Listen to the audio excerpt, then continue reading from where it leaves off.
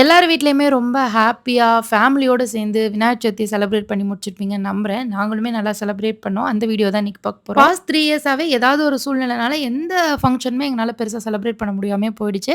But இந்த தடவ எல்லா சூழ்நிலையும் எங்களுக்கு சாதகமா அமைஞ்சது. சரி மொத நாளே திங்ஸ் எல்லாம் வாங்கி வச்சுருவோம்னு நெனச்சோம். மழை வந்து தடுத்துருச்சு. அதனால சதுர்த்தி அன்னைக்கு மார்னிங் வெயிலோட போய் தான் எல்லா திங்ஸும் வாங்கிட்டு வந்தேன். எங்க வீட்ல அம்மா வீடு, அத்தை வீடு 2 வீட்டு முறைப்படியுமே பிள்ளையார் வாங்கி வச்சு கரைச்சு அந்த கும்பிடுற பழக்கம் இல்ல.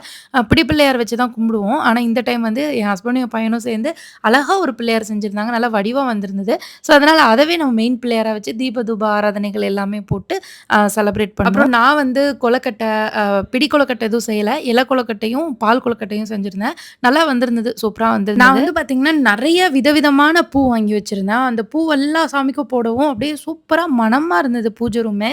அப்புறம் வீடே நல்லா மணமா இருந்தது. நாங்க எதிர்பார்த்த அந்த பாசிட்டிவ் வைப் எங்களுக்கு கிடைச்ச மாதிரி இருந்தது.